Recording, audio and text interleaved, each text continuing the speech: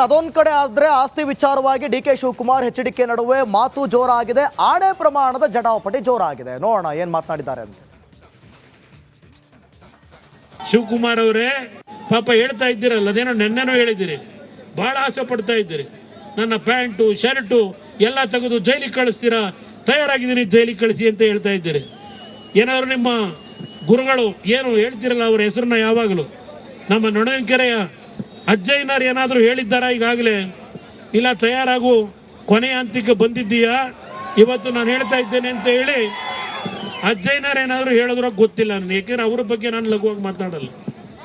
ನಾವು ದೇವರನ್ನ ನಂಬಿ ಬಂದಿರತಕ್ಕಂಥವ್ರು, ಗುರುಗಳನ್ನು ನಂಬಿ ಬಂದಿರತಕ್ಕಂಥವ್ರು. ಶಿವಕುಮಾರ್ ಅವರೇ, ಆ ಅಜ್ಜಯ್ಯನವ್ರ ಬಗ್ಗೆ ನಿಮಗೆ ಭಕ್ತಿ ಗೌರವ ಇದ್ದರೆ ಮಾಡಿ ಪ್ರಮಾಣ, ನಾವು ನೋಡೋಣ. ನಾನು ಪ್ರಮಾಣ ಮಾಡ್ಲಿಕ್ಕೆ ತಯಾರಾಗಿದ್ದೇನೆ. ಅಜ್ಜಯ್ಯನ ಹೆಸರಿನಲ್ಲಿ ಪ್ರಮಾಣ ಮಾಡಿ ನೀವೇನೇನು ಮಾಡಿದ್ದೀರಿ? ಹರಿಶ್ಚಂದ್ರರ ಪ್ರಾಮಾಣಿಕವಾಗಿ ಬಂದವರ ನೀವು. ಕನಕಪುರದಲ್ಲಿ ಎಷ್ಟು ಕುಟುಂಬ ಹಾಳು ಮಾಡಿದ್ರಿ, ಆ ಕಲ್ಲೊಡಿಲಿಕ್ಕೆ ಎಷ್ಟು ಕುಟುಂಬಗಳ ಜೀವ ತೆಗೆದಿದ್ದೀರಿ. ನಿಮ್ಮಿಂದ ನಾವು ನೈತಿಕತೆ ಕಲಿಬೇಕಾ? ಬಿಜೆಪಿ ಮತ್ತು JDS ಕಾರ್ಯಕರ್ತರು ಅದಕ್ಕೆಲ್ಲ ಒಳ್ಳೆ ವೇದಿಕೆಗಳಾಗಬೇಕು. ಸುಮ್ಮನೆ ಇದೆಲ್ಲ ಎಲ್ಲ ಹೋಗಿ ಭಾಷಣ ಮಾಡ್ಬಿಟ್ಟಲ್ಲ, ಅದಕ್ಕೆ ನಾನು ಕರೀತಾ ಇದ್ರು. ದಾಖಲೆಗಳು ಉಳಿಬೇಕು, ದಾಖಲೆಯಲ್ಲಿ ಅವೆಲ್ಲ ಇರಬೇಕು.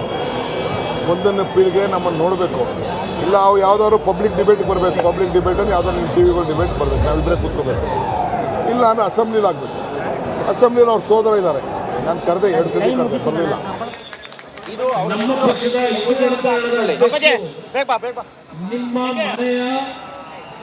ನಿಮ್ಮ ಮನೆಯ ಮೊಮ್ಮಗ ಅಂತಕ್ಕಂಥದ್ದನ್ನು ಹೇಳ್ತೇನೆ. ನಿಖಿಲ್ ಕುಮಾರಸ್ವಾಮಿ ಅವರೇ, ಮತ್ತು ಸ್ವಲ್ಪ ದಿನಗಳ ಕಾಲ ಅಂದ್ರೆ ಇಲ್ಲ 1 ವರ್ಷಲೇ ಇದ್ರೇನು ಉಪಮುಖ್ಯಮಂತ್ರಿಗಳಾಗಿ ಯಡಿಯೂರಪ್ಪನವ್ರ ನಾಯಕತ್ವದಲ್ಲಿ 2 ವರ್ಷಗಳ ಕಾಲ ರಾಮನಗರದ ಉಸ್ತುವಾರಿ ಸಚಿವರಾಗಿ 4 ವರ್ಷಗಳ ಕಾಲ ಈ ಒಂದು ಜಿಲ್ಲೆಯ ಅಭಿವೃದ್ಧಿಗೆ ಅವರದೇ ಆದಂತ ಕಾಣಿಕೆ ಕೊಟ್ಟಿರ್ತಕ್ಕಂಥ ಅಶ್ವಥ್ ನಾರಾಯಣ ಅವರೇ, ನಮ್ಮ ಪಕ್ಷದ ಶಾಸಕಾಂಗ ಪಕ್ಷದ ನಾಯಕರಾಗಿರ್ತಕ್ಕಂಥ ಸುರೇಶ್ ಬಾಬು ಅವರೇ, ರಾಜೀವ್ ಅವರೇ, ನಮ್ಮ ವಿರೋಧ ಪಕ್ಷದ ಮೇಲ್ಮನೆಯ ನಾಯಕರಾಗಿರ್ತಕ್ಕಂಥ ಛಲವಾದಿ ನಾರಾಯಣ ಸ್ವಾಮಿ. ಜನತಾದಳ ಪಾದಯಾತ್ರೆ ಅಲ್ಲ, ಇದು ಪಾಪ ವಿಮೋಚನಾ ಪಾದಯಾತ್ರೆ. ಅವರು ಮಾಡಿರುವಂತಹ ಎಲ್ಲ ಪಾಪಗಳನ್ನ ವಿಮೋಚನೆ ಮಾಡಿಕೊಳ್ಳಿಕ್ಕೆ ಈ ಪಾದಯಾತ್ರೆಯನ್ನ ಮಾಡಿದ್ದಾರೆ. ನಾನು ಬಿಡದಿರೋ ಮಾತು ಹೇಳಿದೆ, ಭ್ರಷ್ಟಾಚಾರದಿಂದ ಭ್ರಷ್ಟಾಚಾರಕ್ಕೋಸ್ಕರ ಭ್ರಷ್ಟಾಚಾರಿಗಳಿಂದ ಪಾದಯಾತ್ರೆ. ಇದು ಬಿಜೆಪಿ ಜನತಾದಳ ಪಾದಯಾತ್ರೆ ಅಲ್ಲ, ಇದು ಪಾಪ ವಿಮೋಚನಾ. ಇತ್ತ ದೋಸ್ತಿಗಳ ಪಾದಯಾತ್ರೆಗೆ ಟಕ್ಕರ್ ಕೊಡಲು ಕಾಂಗ್ರೆಸ್ ಕೌಂಟರ್ ಯಾತ್ರೆಯನ್ನು ನಡೆಸಿದೆ. ಚನ್ನಪಟ್ಟಣದಲ್ಲಿ ಕಾಂಗ್ರೆಸ್ ಜನಾಂದೋಲನ ಸಮಾವೇಶ ನಡೆಸಿತ್ತು. ಚನ್ನಪಟ್ಟಣದಲ್ಲಿ ಕಾಂಗ್ರೆಸ್ ಶಕ್ತಿ ಪ್ರದರ್ಶನ ಮಾಡಿದ್ದು ದೋಸ್ತಿಗಳಿಗೆ ಟಕ್ಕರ್ ನೀಡಿದ್ದಾರೆ. ಆಡಳಿತ ಪಕ್ಷ ಹಾಗೂ ವಿಪಕ್ಷಗಳು ಹೇಗೆ ಬೀದಿಗಿಳಿದಿದ್ರೆ ಜನಸಾಮಾನ್ಯರ ಗತಿ ಏನು ಎಂಬ ಮಾತು ಕೂಡ ಚರ್ಚೆಯಾಗ್ತಾ ಇದೆ. ಇವರ ಈ ಸಮರದಲ್ಲಿ ಯಾರಿಗೆ ಗೆಲುವು ಸಿಗುತ್ತೆ ಅಂತ ಕಾದು ನೋಡಬೇಕಿದೆ. Bureau report, republic Kannada.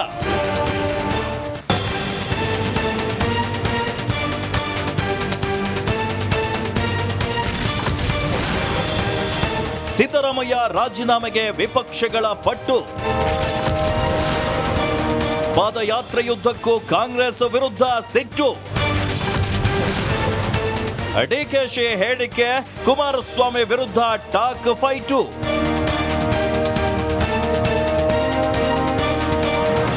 ಮೂಡ ಹಾಗೂ ವಾಲ್ಮೀಕಿ ಹಗರಣವನ್ನ ಖಂಡಿಸಿ ಸಿಎಂ ಸಿದ್ದರಾಮಯ್ಯರ ರಾಜೀನಾಮೆಗೆ ಆಗ್ರಹಿಸಿ ದೋಸ್ತಿ ನಾಯಕರು ನಡೆಸ್ತಾ ಇರುವಂತಹ ಪಾದಯಾತ್ರೆ 2ನೇ ದಿನಕ್ಕೆ ಕಾಲಿಟ್ಟಿದೆ. ರಾಮನಗರಕ್ಕೆ ಪಾದಯಾತ್ರೆ ಎಂಟ್ರಿ ಕೊಟ್ಟಿದ್ದು ಡಿಕೆಶಿ ವಿರುದ್ಧ ಕುಮಾರಸ್ವಾಮಿ ಸವಾಲ್ ಜೊತೆಗೆ ತಿರುಗೇಟನ್ನ ನೀಡಿದ್ದಾರೆ.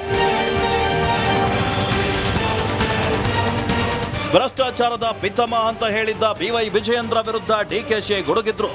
ಅವನದ್ದು ಏನಿದೆಯೋ ಎಲ್ಲವನ್ನ ಬಿಚ್ಚುತ್ತೀನಿ ಎಂದಿದ್ದ ಡಿಕೆಶಿಗೆ ಕುಮಾರಸ್ವಾಮಿ ತಿರುಗೇಟನ್ನು ನೀಡಿದ್ದಾರೆ. ವಿಜಯೇಂದ್ರರದ್ದು ಹಾಗೂ ನನ್ನದು ಏನೋ ಬಿಚ್ಚಿಡ್ತೀನಿ ಅಂದ್ಯಲ್ವಾ, ಬಿಚ್ಚಿಡಪ್ಪ, ನಾವಿರೋದು ರಸ್ತೆಯಲ್ಲಿ, ನೀನಿರೋದು ಗಾಜಿನ ಮನೆಯಲ್ಲಿ ಅಂತ ಡಿಕೆಶಿಗೆ ದಳಪತಿಗಳು ಸವಾಲ್ ಹಾಕಿದ್ದಾರೆ.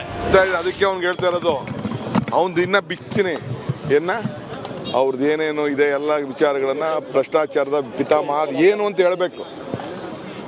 ಪ್ರೆಸ್ ಕಾನ್ಫರೆನ್ಸಲ್ಲಿ ನಾನು ಭ್ರಷ್ಟಾಚಾರದ ಪಿತಾಮಹ ಅಂತ ಇನ್ಸಿಡೆಂಟ್ ಕೂಡ ಕೇಳಿ ಅವನಿಗೆ ತಾಕತ್ತಿದ್ರೆ, ಆ ಗಣಿಸಿದ್ರೆ ಅವನು ತಿಳ್ಸಕ್ಕೆ ಕೇಳಿ, ಅವನಿಗೆ ಗೌರವ ಕೊಡ್ತೀನಿ ಒಬ್ಬ ಪಾರ್ಟಿ ಅಧ್ಯಕ್ಷ. ಏನು ಬಿತ್ರಿಯಪ್ಪ ನಿನ್ನ ಹತ್ರ ಬಿಚ್ಚಕ್ಕೆ ಏನಿದೆ? ಅದೇನೋ ನೆನೆ ಹೇಳ್ಕೊಂಡಿದ್ದೀರಿ.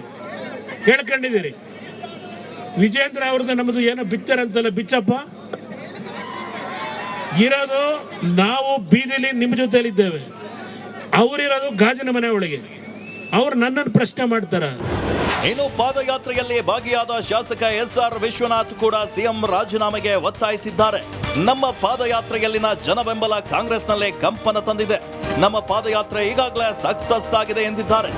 ನಾವು ಮೂಡ ಮತ್ತು ವಾಲ್ಮೀಕಿ ಹಗರಣ ಏನಿತ್ತು ಇದನ್ನು ಮೊದಲನೇದಾಗಿ ನಮ್ಮ ಶಾಸಕಾಂಗ ಪಕ್ಷದಲ್ಲಿ ತೀರ್ಮಾನ ಮಾಡಿ ವಿಧಾನಸಭೆಯಲ್ಲಿ ನಾವು ಇದರ ಬಗ್ಗೆ ಹೋರಾಟವನ್ನು ಮಾಡಬೇಕು ಅಂತೇಳಿ ವಾಲ್ಮೀಕಿ ಹಗರಣದ ಬಗ್ಗೆ ವಿಸ್ತೃತವಾದಂಥ ಹೋರಾಟ ಮತ್ತು ಅಲ್ಲೆಲ್ಲ ಕೂಡ ನಾವು ಮಂಡಿಸಿದಾಗ ಸರ್ಕಾರ ಕೂಡ ಸರಿಯಾದ ರೀತಿಯಂಥ ಉತ್ತರವನ್ನು ಕೊಡಲಿಲ್ಲ.